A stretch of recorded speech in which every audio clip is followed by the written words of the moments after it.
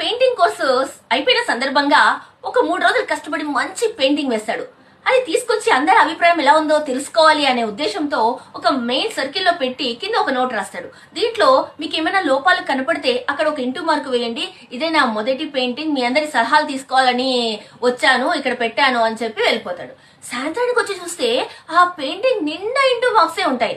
అప్పుడు అతను చాలా చాలా బాధపడతాడు. ఏంటి నేను ఇంత కష్టపడి వేస్తే ఎవరికి నచ్చలేదా, ఇది ఇన్ని లోపాలు ఉన్నాయని బాధపడుతూ దాన్ని తీసుకెళ్లి గురువు దగ్గరికి వెళ్ళేసి నేను ఈ పెయింటింగ్ వేయడానికి పనికిరాను, చూడండి ఎంత మంది ఎన్ని లోపాలు ఎంచారో నా పెయింటింగ్ లో అని చెప్తే, సరే ఒక పంచాయి నువ్వు మళ్ళీ అదే పెయింటింగ్ ను అదేలాగా వేసుకొని రా అని చెప్తే అతడు 2 రోజుల తర్వాత మరీ తీసుకొని వస్తాడు.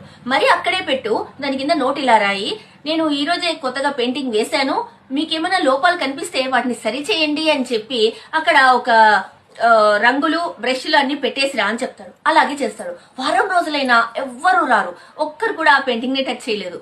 అతనికి ఆశ్చర్యం అవుతుంది. తర్వాత తన గురువు దగ్గరికి వెళ్ళి ఎందుకు ఇలా జరిగింది అంటే, ఈ ప్రజలందరూ అంతే, వాళ్ళు ఒకరిని తప్పులు వేలైతే చూపమంటే ఫస్ట్ రెడీగా ఉంటారు, ఏదైనా తప్పు పడతారు, కానీ అది సరిచేయమంటే మాత్రం ఎవరికి చేత కాదు, వాళ్ళకే రాదు, అయినా విమర్శించడానికి మాత్రం మొదటిగా ఉంటారు. ఇదే ఇప్పుడు సమాజంలో జరుగుతున్నది, ఇవన్నీ నువ్వు పట్టించుకోవద్దు, నీ పని నువ్వు చేసుకుంటూ వెళ్ళు అని చెప్తాడు. అంతే. సూపర్ కదా.